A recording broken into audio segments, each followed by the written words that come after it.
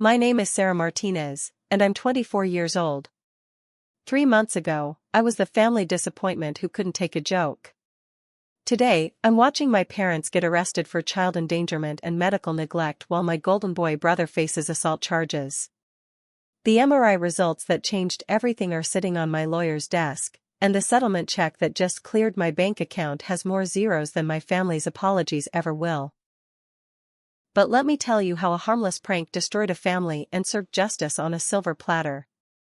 Before we dive into this family nightmare, I need to ask you something. What do you think happened when my parents finally saw those MRI results?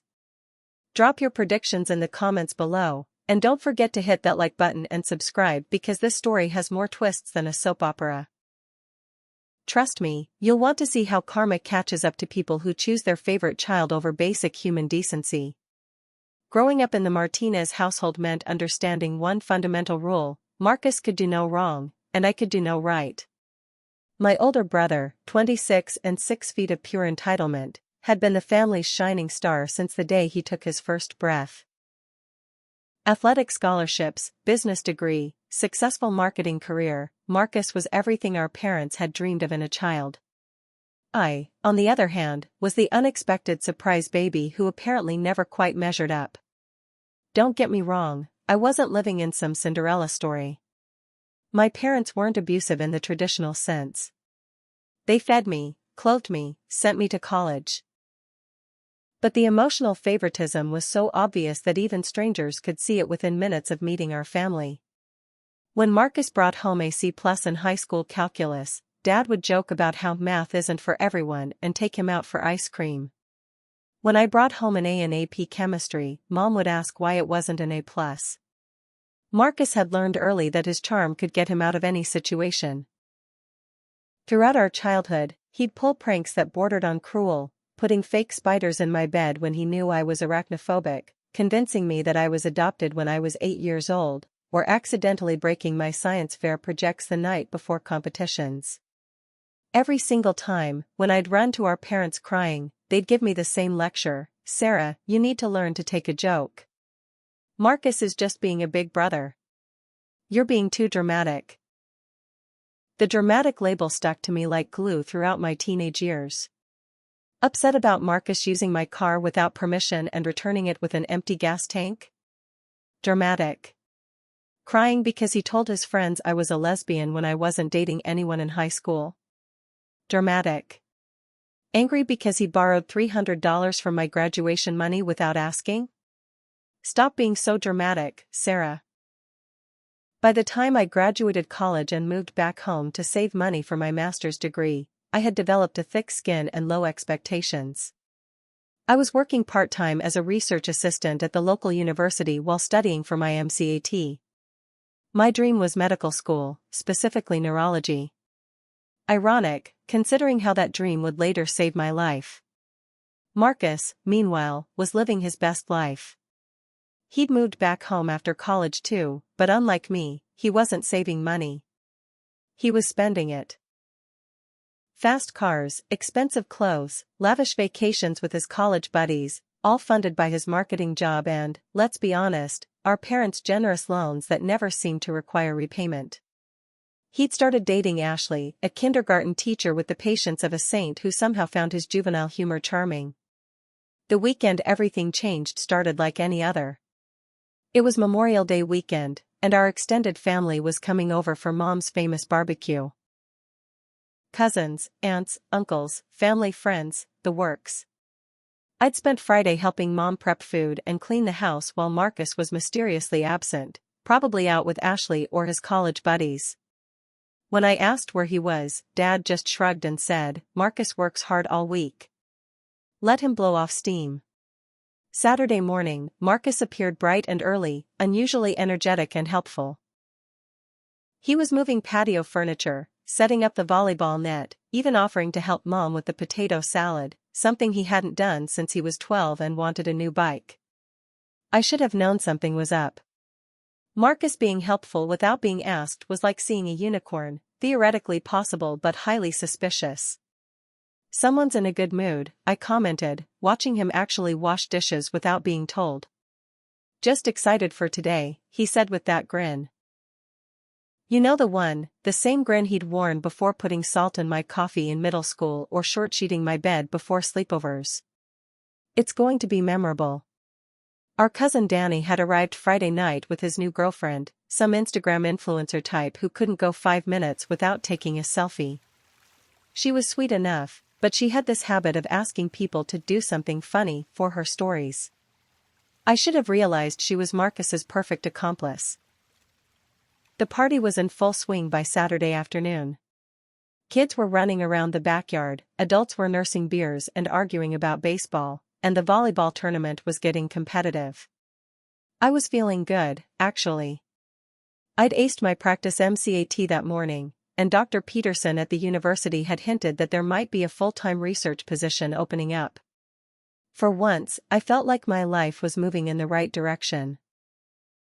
That's when Marcus approached me with Danny's girlfriend, her phone already recording. "Sarah, you've got to see this cool trick I learned," Marcus said, bouncing on his toes like an excited kid. "It's like a trust exercise thing. Ashley showed me." I was immediately suspicious. "What kind of trust exercise?" "You just have to stand really straight and fall backward. I'll catch you." "It's supposed to be this bonding thing couples do, but I thought we could try it as siblings. Show everyone how close we are." The rational part of my brain was screaming red flags. This was Marcus, the same person who had accidentally let go of me during trust falls in summer camp 15 years ago. But we were surrounded by family. Danny's girlfriend was recording for her family fun story series, and honestly, I was tired of being the dramatic killjoy sister. "Fine," I said, "but if you drop me, I'm putting hot sauce in your protein powder."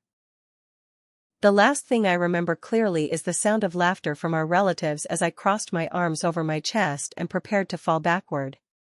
I remember thinking that maybe, just maybe, Marcus had actually grown up enough to not let his baby sister hit the ground during a simple trust exercise.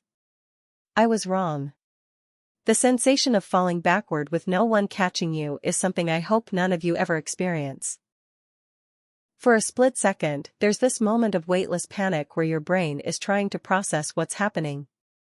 Then comes the impact. I hit the concrete patio with a sickening crack that I felt more than heard. The pain was immediate and unlike anything I'd ever experienced, a white-hot explosion that started in my lower back and radiated through my entire body like electricity. But what terrified me more than the pain was what came after: nothing. From the waist down, I felt absolutely nothing. The sounds of the party didn't stop immediately. For a few seconds, there was confused laughter, people asking if I was okay, someone saying, "Get up, Sarah, quit playing around." But I couldn't get up. I couldn't even feel my legs, let alone move them. "I can't move," I whispered, then louder, "I can't move my legs. Something's wrong." That's when the laughter died. Marcus was standing over me, his face a mixture of confusion and dawning horror. "Come on, Sarah, quit being dramatic. Just get up." "I can't get up." The words came out as a scream because the panic was setting in. I tried to move my legs, tried to feel them, but it was like they didn't exist anymore. "Someone call 911. Please, something's really wrong." This is where the story gets infuriating, and I need you to understand the level of family dysfunction we're dealing with here. Instead of immediately calling for help, my parents went into damage control mode. Not damage control for me, damage control for Marcus. Dad knelt down beside me, his voice low and urgent. "Sarah, you need to calm down. You're scaring the kids. This is just shock from the fall. You're going to be fine." Mom was pulling out her phone, but not to call 911. She was talking to people, asking them to give us some space and let's not make this bigger than it needs to be. Meanwhile, I'm lying on concrete, unable to feel half my body, begging for an ambulance. Marcus kept insisting it was just a prank gone wrong. I was going to catch her, he told anyone who would listen. She fell too fast. It's not my fault she can't take a joke. 20 minutes. It took 20 minutes of me begging before someone finally called 911, and that someone was my Aunt Rosa, my mom's sister who had driven up from San Diego. She took one look at me lying there, listened to my parents making excuses, and whipped out her phone. "Maria, your daughter can't move her legs, and you're worried about what the neighbors think," she said to my mother. "Are you insane?" The paramedics arrived 12 minutes later, and those were the longest 12 minutes of my life. I kept trying to wiggle my toes, bend my knees, anything. Nothing. The fear was overwhelming, not just of being paralyzed, but of my family's reaction. Even as I lay there unable to move, Marcus was telling people it was an accident, Dad was talking about how I'd always been clumsy, and Mom was apologizing to guests for ruining the party. At the hospital, the nightmare continued. The ER doctor ordered X-rays and an MRI, standard procedure for spinal injuries. But when he started asking questions about how I fell, my parents immediately went on the defensive. "She's always been dramatic," Mom told Dr. Williams while I was right there in the bed. "Ever since she was little. She probably just twisted something and is making it seem worse than it is." "Ma'am," Dr. Williams said patiently, "your daughter has no sensation or movement from L2 down. This isn't dramatic, this is a serious spinal injury." The X-rays showed damage, but it was the MRI that would change everything.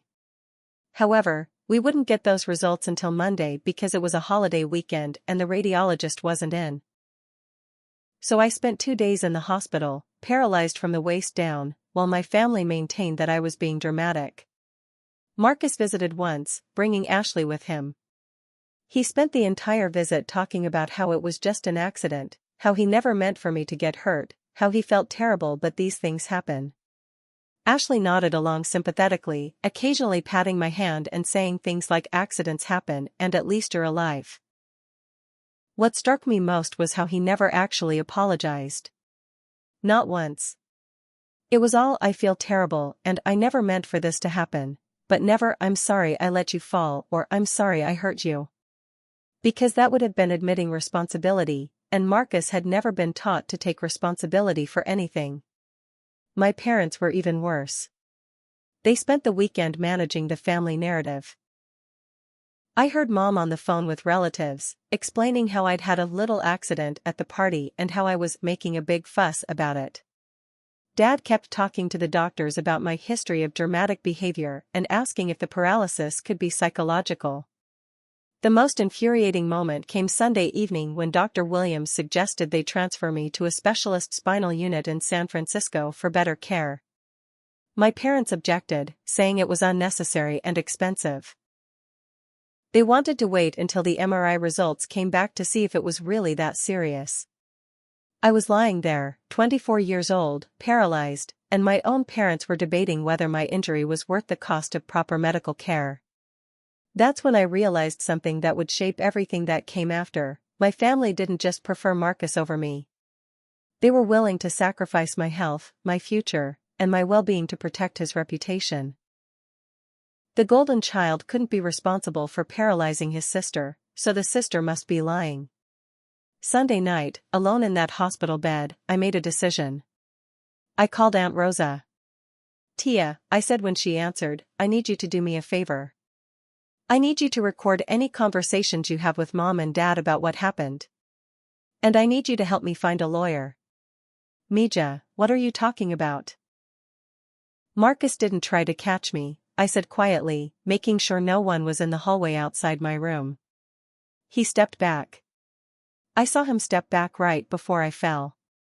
Danny's girlfriend was recording the whole thing for her Instagram story. This wasn't an accident, and my parents know it. Aunt Rosa was quiet for a long moment. Then, "I'll make some calls tomorrow." Monday morning couldn't come fast enough. I was desperate for those MRI results, not just to know the extent of my injury, but because I had a feeling they were going to reveal something that would blow up my family's carefully constructed narrative. I had no idea how right I was. Monday morning arrived with Dr. Williams and a look on his face that I'll never forget. He walked into my room carrying a thick folder and wearing the expression of someone who was about to deliver news that would change everything. My parents were there, of course, sitting in the corner chairs they'd claimed as their territory over the weekend. Marcus was notably absent, he had to work, according to Mom. Sarah, Dr. Williams began, setting the folder on the bedside table. We have your MRI results, and I need to discuss them with you and your family. The professional tone made my stomach clench. This wasn't going to be you pulled a muscle and you'll be fine in a week. The MRI shows severe damage to your lumbar spine, he continued. Specifically, you have a burst fracture of your L3 vertebra with fragments compressing your spinal cord. You also have damage to L2 and L4, along with significant soft tissue trauma. I watched my parents' faces as he spoke. Mom's expression shifted from skeptical to concerned to something approaching panic. Dad just looked confused, like the doctor was speaking a foreign language. What does that mean, exactly? I asked, though part of me already knew. It means you sustained a catastrophic spinal injury that has resulted in what we call incomplete paraplegia. The good news is that incomplete means there's still some neural pathway connection, which gives us hope for partial recovery. The bad news is that without immediate surgical intervention and months of intensive rehabilitation, you're looking at permanent paralysis from the waist down. The room fell silent except for the steady beep of my heart monitor, which had definitely picked up pace. But doctor, Mom interjected, her voice strained, how is that possible from just falling backward? People fall all the time. Isn't this unusual? Dr. Williams turned to look at my parents directly, and something in his expression shifted. Mrs. Martinez, this is the kind of injury we typically see in high-impact accidents. Motor vehicle crashes, falls from significant heights, or high-velocity sports injuries. A simple backward fall onto a patio shouldn't cause this level of damage unless there were other factors involved. Other factors? Dad asked. The fracture pattern and the severity of the cord compression suggest your daughter hit the ground with considerable force. More force than a typical trust fall exercise would generate. He paused, looking between my parents and me. I need to ask again, are you certain about how this happened? This was the moment. I could feel it hanging in the air like a storm cloud about to break. My parents looked at each other, having one of those silent married couple conversations with their eyes. I knew they were calculating, trying to figure out how much to admit, how much to deny. It was exactly like we told you, Mom said finally. She was doing a trust exercise with her brother, and she fell backward. It was an accident. But Dr. Williams wasn't done. Mrs. Martinez, I've reviewed the EMT reports from Saturday. They noted that your daughter wasn't moved or treated for a spinal injury for nearly 30 minutes after the fall. Is that correct? Another long silence. I watched Dad's jaw tighten. We thought she was being dramatic, he said quietly. She tends to exaggerate things. Mr. Martinez, Dr. Williams said, and now his voice had an edge to it, your daughter suffered a catastrophic spinal injury. Every minute that passed without proper immobilization could have made her condition worse. Spinal injuries are medical emergencies. There's no such thing as being dramatic about paralysis. Mom started crying then, these quiet, hiccuping sobs that might have moved me if I hadn't spent the weekend listening to her tell relatives I was making a fuss over nothing. Doctor, I said, I need to tell you something. My brother didn't try to catch me. I saw him step back right before I fell. And there's video evidence. My parents' heads snapped toward me like I'd just confessed to murder. Sarah, Dad said sharply, that's not what happened. Yes, it is. I looked directly at Dr. Williams. My cousin's girlfriend was recording for her Instagram story. She caught the whole thing. If you need to see it for your report, I can get you a copy. Dr. Williams nodded slowly. Given the severity of your injury and the circumstances, I'm required to file a report with social services and the police. This appears to be a case of assault resulting in serious bodily harm. Now wait just a minute, Dad stood up, his face reddening. You can't call this assault. It was an accident. A prank gone wrong, at worst. Sir, if your son deliberately allowed your daughter to fall and sustain this injury, that's assault. If the family then delayed medical treatment while she was paralyzed, that's criminal negligence. I don't make these determinations, the authorities do. But I am legally obligated to report suspicious injuries. Mom was full-on sobbing now, and Dad was pacing the small room like a caged animal. I felt strangely calm watching their panic. For 3 days, I'd been the dramatic one, the attention seeker, the daughter who couldn't take a joke. Now, faced with medical evidence and legal implications, the truth was finally coming to light. There's something else, Dr. Williams continued, consulting his folder again. Your daughter is going to need immediate surgery to stabilize her spine and remove bone fragments that are compressing her spinal cord. Without this surgery, performed within the next 24 to 48 hours, her chances of any recovery are minimal. How much will that cost, was the first thing Dad asked. Not when can we schedule it or what are her chances, but how much would it cost? With insurance, probably around $50,000 out of pocket, plus rehabilitation costs that could run into the hundreds of thousands over the next year.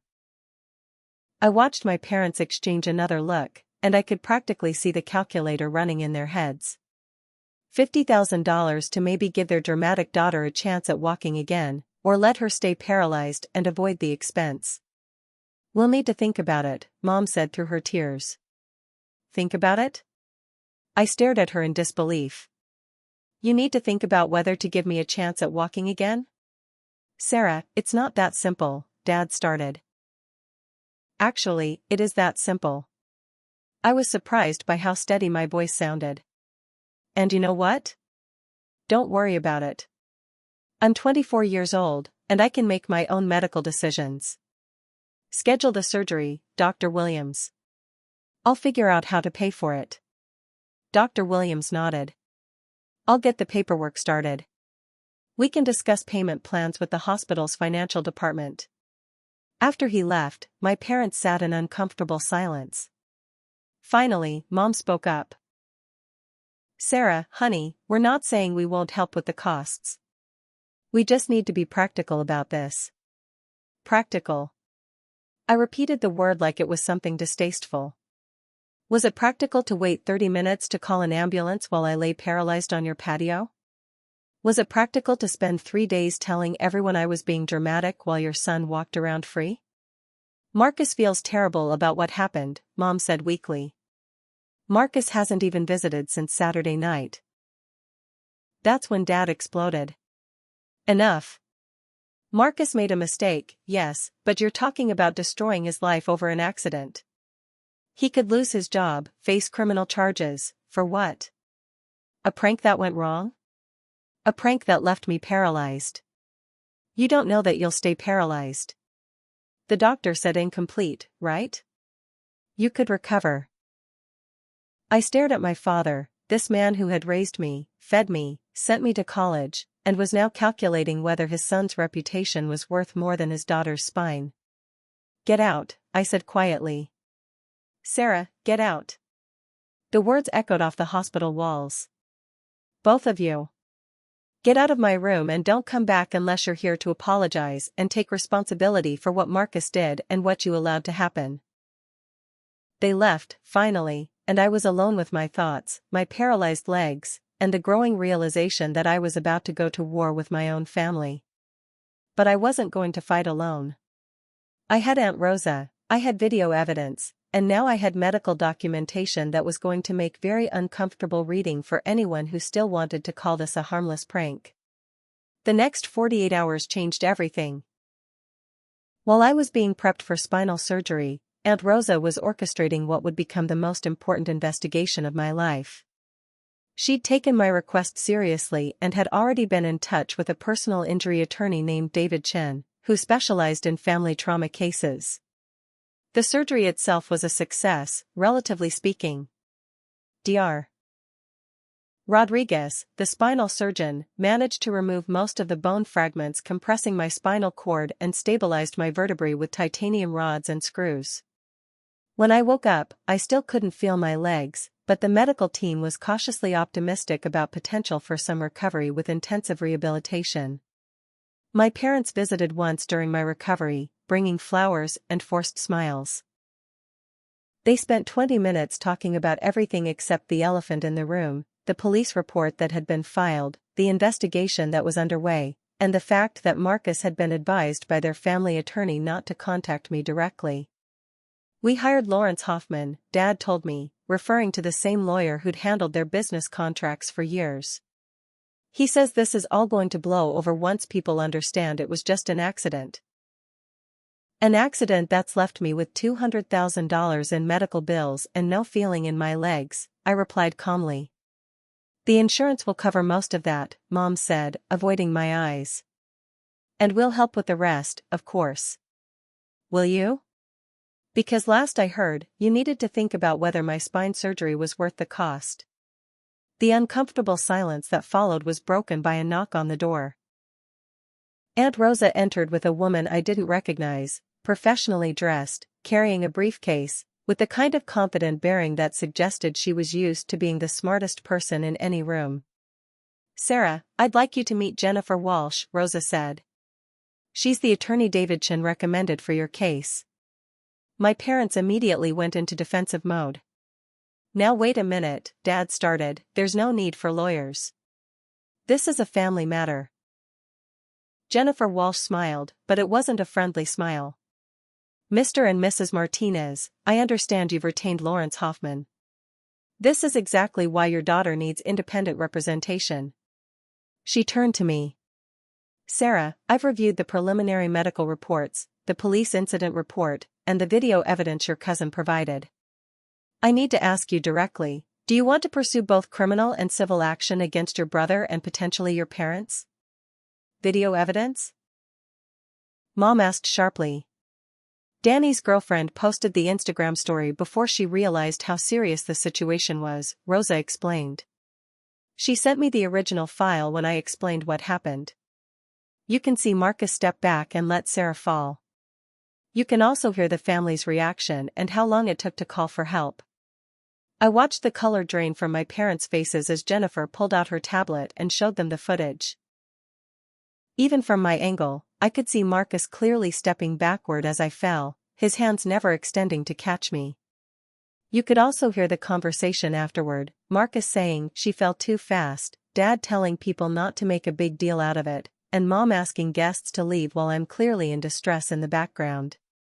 "This video shows premeditated assault," Jennifer said matter-of-factly. Marcus deliberately allowed his sister to fall onto concrete, knowing she would be injured. The family's delay in seeking medical attention while she was clearly paralyzed constitutes criminal negligence and child endangerment." "Child endangerment?" Dad sputtered. "She's 24 years old. She was a dependent living in your home, and you had a duty of care that you violated when you prioritized your son's reputation over your daughter's medical emergency." Now, I have to pause here because I can see some of you are probably wondering if I was being too harsh on my family. Maybe you think I should have forgiven and moved on, kept things quiet for the sake of family unity. But let me ask you something, if someone deliberately injured you, left you paralyzed, and then convinced your entire family that you were lying about it, would you just let it slide? Drop your thoughts in the comments because I need to know if I'm the only one who thinks actions should have consequences, especially when those actions destroy someone's life. And if you're still with me on this journey, hit that subscribe button because we're about to get to the part where everything unravels. Jennifer continued laying out the legal landscape while my parents sat in stunned silence. "The criminal case is out of our hands, that's up to the district attorney. But civilly, we're looking at assault, battery, intentional infliction of emotional distress, and potentially fraud if insurance claims were filed under false pretenses." "What kind of damages are we talking about?" I asked. "Conservative estimate? 2 to 3 million for medical expenses, lost earning capacity, pain and suffering, and punitive damages.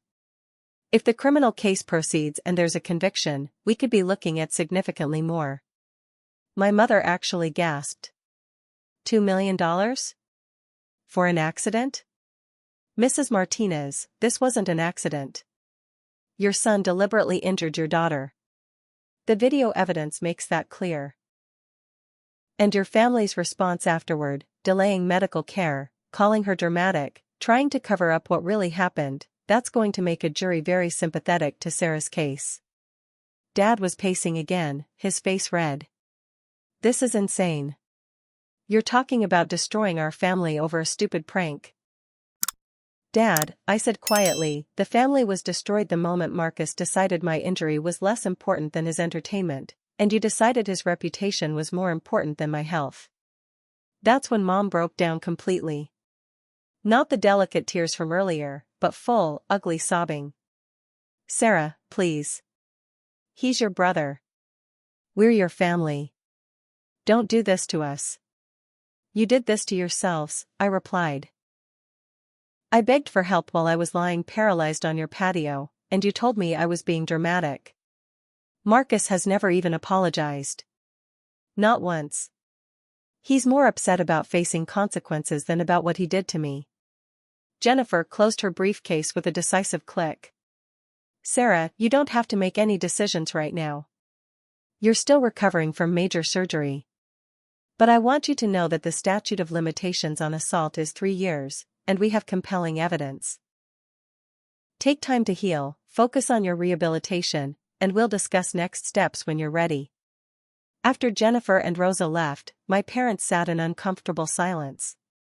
Finally, Dad spoke up. What would it take for you to not pursue this legal action? I stared at him. Even now, even after seeing the video evidence and hearing the potential consequences, he was trying to negotiate rather than acknowledge what had happened. An apology would be a start, I said. A real one. From Marcus, acknowledging what he did and taking responsibility. From both of you, admitting that you chose to protect him instead of helping me. And then you'll drop the lawsuit? I'll consider it. Mom wiped her eyes. I'll talk to Marcus. Maybe we can work something out. But I could see it in their eyes, they weren't thinking about what would be right or fair. They were calculating the cost of an apology versus the cost of a lawsuit. Even now, with video evidence and medical records and legal threats, they were still trying to manage the situation rather than acknowledge the truth. That's when I knew for certain that pursuing legal action wasn't revenge, it was justice. My family had made their choice when they decided Marcus's comfort was more important than my pain. Now they were going to live with the consequences of that choice. The next few weeks would prove just how far they were willing to go to avoid taking responsibility, and how far I was willing to go to make sure they couldn't hurt anyone else the way they'd hurt me. The next 2 weeks revealed just how far my family would go to avoid accountability, and honestly, their behavior was so outrageous that I sometimes wondered if I was trapped in some twisted reality show. What happened next would have been laughable if it weren't so devastating. Marcus finally visited me, but not alone and not with an apology. He showed up with Ashley, his girlfriend, and Lawrence Hoffman, my parents' attorney. The 3 of them walked into my hospital room like they were entering a business meeting, which I suppose they were. Sarah, Marcus began, settling into the visitor's chair like he owned the place, we need to talk about this legal situation. Notice how he didn't ask how I was feeling, didn't inquire about my surgery, didn't even acknowledge that I was lying in a hospital bed because of what he did. Just straight to business. I'm listening, I said, keeping my voice neutral. Lawrence Hoffman, a thin man with silver hair and the kind of expensive suit that screamed "I help rich people avoid consequences," opened his briefcase. Sarah, we understand you're upset about what happened, and rightfully so. But we think there's been some misunderstanding about the events that day. Misunderstanding? The video your aunt obtained shows an unfortunate accident, nothing more. Your brother was clearly attempting to catch you when you fell faster than expected. The angle makes it look deliberate, but that's just a trick of perspective. I stared at him, then at Marcus, then at Ashley, who was nodding along like this made perfect sense. A trick of perspective? Exactly, Marcus jumped in, and I could see he'd rehearsed this. I was moving to catch you, but you fell backward faster than I anticipated. I feel terrible about what happened, obviously, but it wasn't intentional. Marcus, I said slowly, I saw you step back. I was looking right at you when you moved away from me. You were falling, Ashley interjected gently. People's perceptions can be distorted during traumatic events. The mind sometimes creates false memories to cope with trauma. I turned to look at her, this kindergarten teacher who was now trying to gaslight me about my own assault. Are you seriously suggesting I imagined my brother stepping back and letting me fall? We're suggesting that accidents happen, Hoffman said smoothly, and that your current emotional state, combined with the trauma of your injury, might be affecting your recollection of events. This was their strategy: convince me I was mentally unstable, emotionally compromised, and remembering things that didn't happen. It was so insulting that I almost laughed. Show me the video, I said. Sarah, Marcus started, I don't think watching it again is going to help. Show me the video. Hoffman reluctantly pulled out his tablet and played the Instagram story. Even on the small screen, it was crystal clear: Marcus stepping back, his hands never extending, me hitting the concrete with nothing to break my fall. You could even hear him say "oh shit" right before impact, not "I missed her" or "I couldn't catch her," but "oh shit" like someone who knew exactly what was about to happen. I want you all to leave, I said after watching myself get paralyzed in high definition. Sarah, please, Ashley said, reaching for my hand. Marcus loves you. He would never intentionally hurt you. Can't we work this out as a family? I pulled my hand away. Get out. All of you. But they weren't done. Over the next week, the harassment escalated in ways that would have been comical if they weren't so desperate and cruel. First came the family intervention, where aunts, uncles, and cousins were recruited to call me and explain why I was tearing the family apart. Apparently, Marcus was depressed and barely eating, my parents were considering selling the house to pay for legal fees, and I was being selfish for not accepting their version of events. Then came the character assassination. Suddenly, relatives were sharing stories about how I'd always been difficult as a child, how I'd had attention-seeking behavior in high school, how I'd been jealous of Marcus's success. My cousin Lisa, who I'd been close to growing up, called to tell me that everyone was worried about my mental state and thought I should consider therapy instead of legal action. The most disgusting attempt came from my parents themselves. They brought in Dr. Patricia Mills, a family therapist who specialized in trauma recovery and family reconciliation. Dr. Mills wanted to have sessions with all of us together to work through the miscommunication and hurt feelings. Miscommunication? I asked when Mom suggested this. I'm paralyzed because Marcus let me fall on concrete. What exactly needs to be communicated? Dr. Mills, a soft-spoken woman with the kind of gentle demeanor that probably worked well with actual family disputes, tried to explain her approach. Sarah, trauma can create rigid thinking patterns. Sometimes families need help processing difficult events and finding forgiveness. Dr. Mills, I said as politely as I could manage, have you watched the video of what happened? I understand there's some footage, but I prefer to focus on feelings and communication rather than trying to assign blame. So you want me to forgive my brother for deliberately injuring me without him ever admitting he did it deliberately? I want to help your family heal. My family doesn't want to heal. They want me to shut up and pretend this was an accident so Marcus doesn't face consequences. But the absolute worst attempt at manipulation came from Marcus himself. 3 weeks after my surgery, he showed up at my physical therapy session at the rehabilitation center. I was working with my therapist, trying to regain some sensation in my left leg, when he walked into the room carrying flowers and wearing his most contrite expression. Sarah, I need to talk to you, he said, dismissing my physical therapist with a wave like she was a servant. Privately. My therapist, Maria, looked at me questioningly. I nodded, curious to see what fresh hell Marcus was about to unleash. I'd been thinking a lot about what happened, he began once we were alone. And I want you to know that if I could trade places with you, I would. In a heartbeat.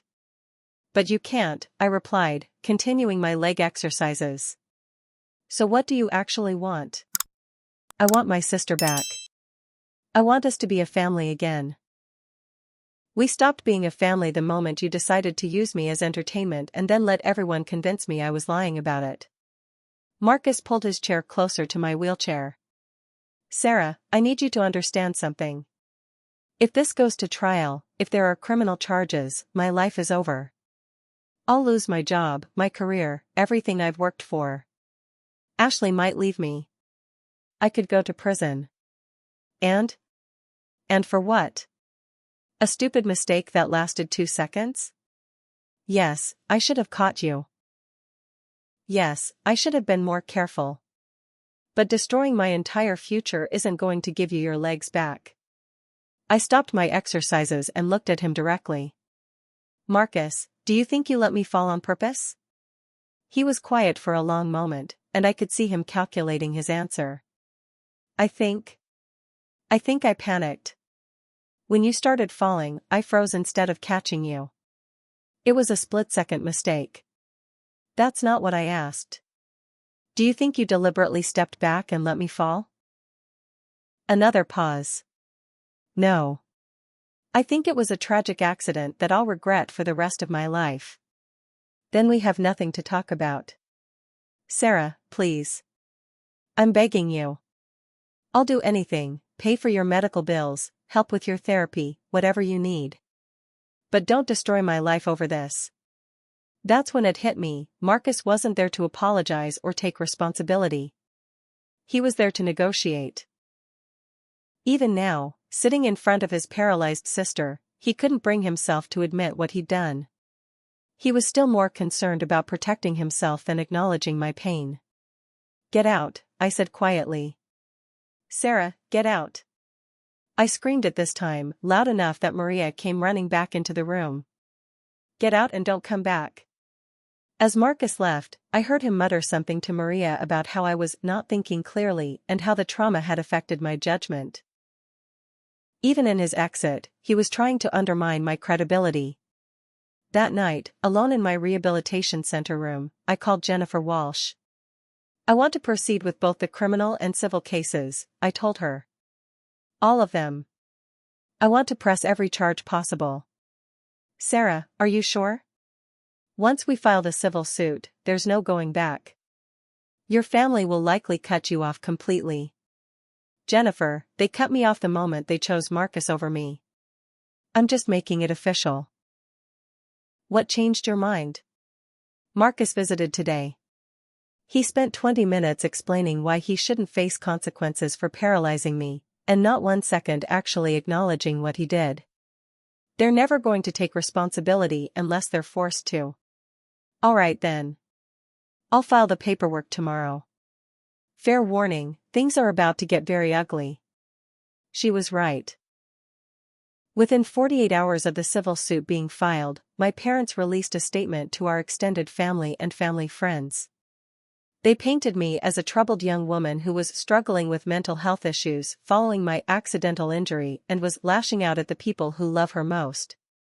They claimed I was being manipulated by opportunistic lawyers who were trying to profit from a family tragedy. They said Marcus was devastated by what had happened and was already suffering enough without facing criminal charges for an accident. The statement ended with a request for privacy and prayers for the entire family, including me, their troubled daughter who they still loved despite her current anger and confusion. Reading that statement, surrounded by the few family members who still believed me, I realized I wasn't just fighting for justice anymore. I was fighting for my basic right to exist as a person whose experiences mattered, whose pain was real, and whose voice deserved to be heard. My family had made their choice. They'd chosen Marcus's reputation over my well-being, their comfort over my truth, and their image over my justice. Now it was time for them to face the consequences of that choice. The wheels of justice turned slowly, but when they finally moved in my case, they moved with devastating precision. 6 months after my fall, the criminal trial began, and watching my family's carefully constructed narrative crumble in real time was something I'll never forget. The prosecution, led by Assistant District Attorney Rebecca Stone, had built an airtight case. They had the video evidence, my medical records, testimony from the EMTs about the delayed response, and most damaging of all, they had Marcus's own words. Apparently, in his initial police interview, before he'd lawyered up, Marcus had made several statements that contradicted his later claims of it being an accident. When asked why he hadn't tried to catch me, his first response was, "I didn't think she'd actually fall that hard." Not "I tried but missed" or "I couldn't react fast enough." He said he didn't think I'd fall that hard. Which implied he knew I was going to fall and had made a conscious decision about how to respond. The trial lasted 3 weeks, and I attended every single day. Seeing my family in a courtroom, watching Marcus in a defendant's chair, having our dirty laundry aired in front of strangers, it was surreal and heartbreaking and vindicating all at once. Lawrence Hoffman tried his best to paint this as a tragic misunderstanding between siblings who loved each other. He brought in character witnesses who testified about Marcus's good nature, his volunteer work, his stable relationship with Ashley. He tried to argue that the video evidence was inconclusive and that my memories were compromised by trauma. But then the prosecution played the full Instagram video, not just the fall itself but the aftermath. The jury got to hear my parents telling people not to make a big deal out of it while I was clearly in distress in the background. They heard Marcus saying, "She fell too fast," instead of "I tried to catch her." They heard the 20-minute delay before anyone called 911. The most devastating testimony came from Dr. Williams, who explained in detail how my injuries were inconsistent with an accidental fall where someone tried to catch me. He testified that the force and angle of impact suggested I had fallen completely unimpeded, with nothing to break my fall. In my professional opinion, Dr. Williams told the jury, if Mr. Martinez had made any attempt to catch his sister, even unsuccessfully, her injuries would have been significantly less severe. The complete lack of defensive wounds or hand injuries on Mr. Martinez, combined with the severity of Ms. Martinez's spinal damage, indicates that no catch attempt was made. When Marcus took the stand in his own defense, I watched him fall apart under cross-examination. ADA Stone was relentless but professional, walking him through his story step by step and highlighting every inconsistency. "Mr. Martinez, you testified that you were moving forward to catch your sister when she fell. Is that correct?" "Yes. But in your police interview, you said you didn't think she'd actually fall that hard. Can you explain what you meant by that?" I meant I didn't expect the fall to be so severe. But if you were trying to catch her, why would you be thinking about how hard she would fall? Wouldn't you be focused on preventing the fall entirely?" Marcus stammered through an explanation that made no sense, and I could see the jury's expressions shifting from neutral to skeptical to disgusted. The most damning moment came when ADA Stone asked him directly, "Mr. Martinez, did you deliberately step back and allow your sister to fall?" "No." "Are you willing to swear, under oath, that you made every possible effort to catch your sister?" The pause before his answer lasted forever. You could feel the entire courtroom holding its breath. Yes. I tried to catch her." But his hesitation was everything. The jury saw it, the judge saw it, and I saw it. Even under oath, faced with perjury charges if he lied, Marcus couldn't confidently claim he'd tried to catch me. My testimony was the hardest part of the entire process. Having to relive that day, describe the fall, explain the family dynamics that led to the delayed medical care, it was emotionally exhausting. But I also felt a strange sense of relief finally telling the complete truth in a forum where people had to listen and take it seriously. When Jennifer Walsh asked me why I was pursuing criminal charges against my own brother, I looked directly at the jury and said, "Because someone who deliberately injures another person and then lies about it shouldn't be protected just because they're family." If Marcus had pushed a stranger off a balcony and paralyzed them, he'd already be in prison. Being my brother doesn't give him the right to hurt me without consequences.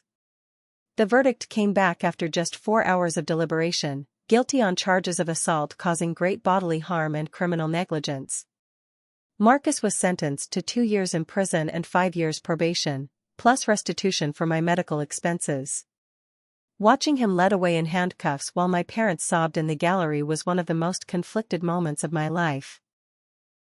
I felt vindicated, relieved, and heartbroken all at the same time. This was my brother, the person I'd grown up with, and now he was going to prison because of something he did to me. But any guilt I might have felt evaporated when I heard my mother's reaction as they led Marcus away. "I hope you're happy now, Sarah. You've destroyed your own family." Even then, even after a jury had found Marcus guilty of deliberately injuring me, my own mother was blaming me for the consequences of his actions. The civil trial 3 months later was almost anticlimactic. With the criminal conviction on record, my family's insurance company settled out of court for $2.8 million rather than face a jury trial. The settlement covered my medical expenses, future rehabilitation costs, lost earning potential, and punitive damages. But the most satisfying part wasn't the money, it was the public vindication. After months of my family telling everyone I was lying, mentally unstable, and seeking attention, a jury had determined that I was telling the truth and that my family's actions were criminal. The settlement also included a clause requiring my parents to pay an additional $500,000 for their role in delaying medical treatment. Jennifer had argued successfully that their failure to immediately call 911 while I lay paralyzed constituted criminal negligence that worsened my injuries. Reading the final settlement documents, seeing those numbers on paper, knowing that my family would be paying for their choices for years to come, it felt like justice. Not revenge, not spite, but actual justice. Marcus served 18 months of his 2-year sentence and was released on good behavior. My parents had to take out a second mortgage on their house to pay the settlement. Their golden boy had cost them everything they'd worked for, and their dramatic daughter had been vindicated by the legal system. The irony wasn't lost on me. They'd spent years telling me I was too dramatic, too sensitive, that I couldn't take a joke. In the end, their son's joke had cost them their house, their reputation, and their freedom. Maybe I wasn't the dramatic one after all.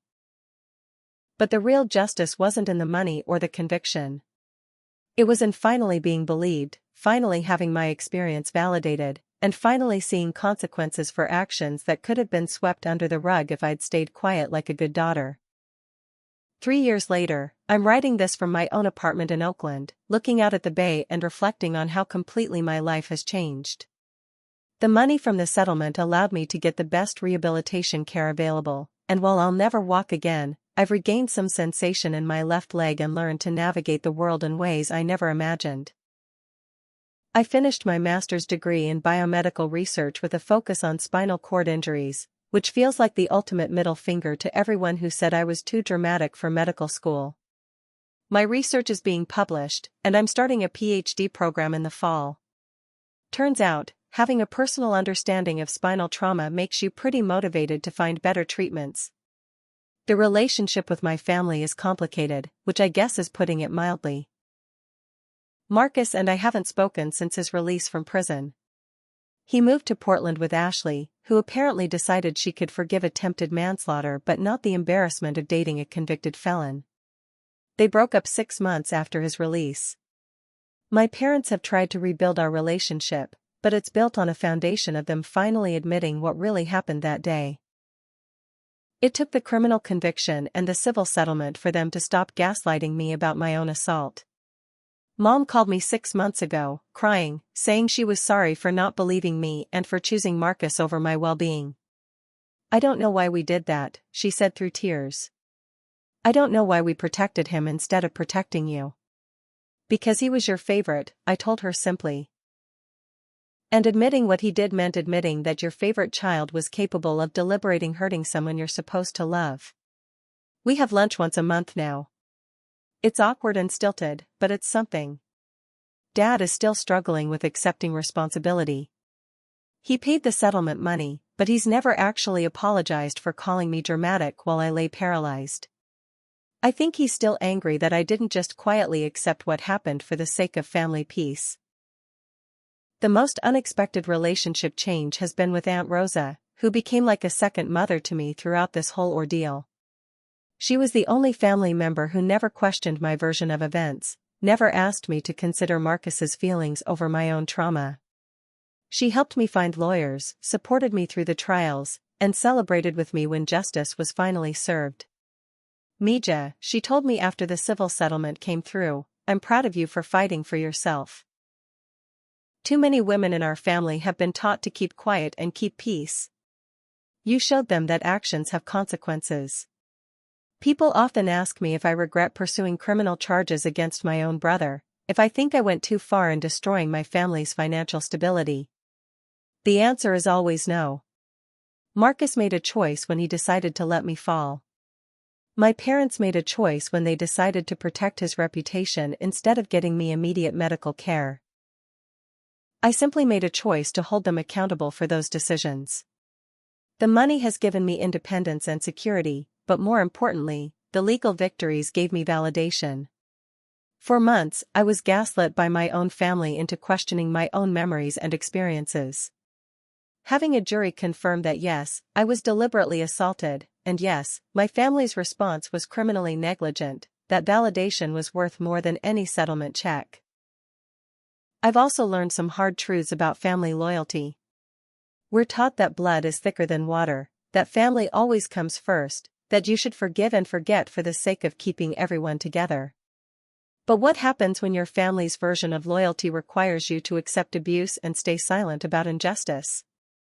Real family loyalty means protecting the vulnerable members, holding the harmful ones accountable, and prioritizing truth over comfort. My family failed at all of those things, and the consequences of that failure are something they'll live with forever. I want to address something I've seen in comments on videos like this, the idea that I should have been the bigger person and forgiven Marcus for the sake of family unity. But forgiveness without accountability isn't healing, it's enabling. Marcus never apologized, never took responsibility, and never showed genuine remorse for what he did. Forgiving someone who isn't sorry just teaches them that they can hurt you without consequences. The real lesson here isn't about revenge or getting even. It's about the importance of believing victims, even when they're family members. It's about the damage that favoritism and enabling can do to family dynamics. And it's about the reality that sometimes, holding people accountable means accepting that relationships will be permanently damaged. Marcus's prank lasted 30 seconds, but its consequences will last my entire lifetime. I'll never walk again, I'll always need accommodations, and I'll always have to deal with the physical limitations he imposed on me. Why should the consequences for him be any less permanent? 3 years later, I'm not angry anymore. I'm not bitter or consumed with rage. I'm someone who fought for justice and won, someone who refused to be silenced or gaslit, and someone who learned that sometimes loving yourself means setting boundaries with people who claim to love you. So here's my question for all of you watching this: have you ever had to choose between keeping peace and demanding justice in your own family? Have you ever been told you were being too dramatic about something that genuinely hurt you? How do you balance family loyalty with personal accountability? I really want to hear your stories in the comments below because I know I'm not the only person who's dealt with toxic family dynamics disguised as love. Hit that like button if this story resonated with you, and subscribe for more real-life stories about family drama, justice, and learning to stand up for yourself even when it costs you everything.